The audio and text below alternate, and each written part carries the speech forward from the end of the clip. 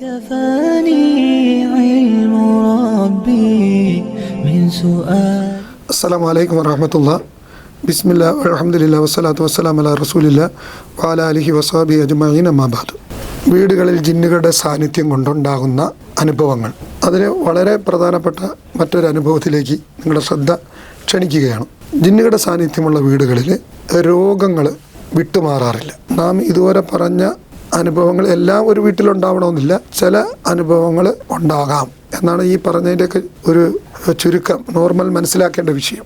അങ്ങനെ അനുഭവപ്പെടുന്ന ഒരു അനുഭവമാണ് രോഗങ്ങൾ, വിട്ടുമാറാത്ത രോഗങ്ങൾ. ചിലപ്പോൾ തലവേദനയായിരിക്കും. ഏത് മരുന്ന് കഴിച്ചാലും മരുന്ന് കഴിക്കുമ്പോൾ ഒരു ആശ്വാസം, പിന്നെ വീണ്ടും തലവേദന വരുന്നു. അല്ലെങ്കിൽ വീട്ടിലുള്ള പല അംഗങ്ങൾക്കും ഒരാൾക്ക് അസുഖം, അടുത്ത ആൾക്ക് അസുഖം, അടുത്ത ആൾക്ക് അസുഖം, ഒരാൾ അസുഖം മാറുമ്പോൾ അടുത്ത ആൾക്ക് എന്ന നിലയ്ക്ക് മാറി മാറി ഉണ്ടാകുക. അല്ലെങ്കിൽ ഒരു വ്യക്തിക്ക് തന്നെ തലവേദന വരുമ്പോൾ വയറുവേദന വരുമ്പോൾ കൈകാല് കിടപ്പ്, അല്ലെങ്കിൽ മറ്റെന്തെങ്കിലും അസുഖങ്ങൾ, ഇങ്ങനെ മാറി മാറി വരിക. ഇത് ജിന്നുകളുടെ ഉപദ്രവം കൊണ്ട് അല്ലെങ്കിൽ ജിന്നുകളുടെ സാന്നിധ്യമുള്ള വീടുകളിൽ താമസിക്കുന്നതുകൊണ്ട് അനുഭവപ്പെടാവുന്ന വളരെ പ്രധാനപ്പെട്ട ലക്ഷണമാണ്.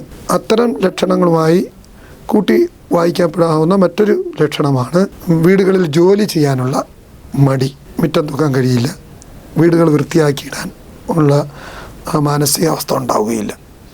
ഇനി അഥവാ വൃത്തിയാക്കുകയോ അതിനുള്ള പ്രയാസപ്പെട്ട മനുഷ്യൻ അതിനെ ഉറുമ്പിടുകയോ ചെയ്താൽ ശാരീരികമായ ക്ഷീണവും പ്രയാസവും കൊണ്ട് ബുദ്ധിമുട്ടുക. ജോലി ചെയ്യുന്ന ദിവസം വളരെ പ്രയാസമായിരിക്കും.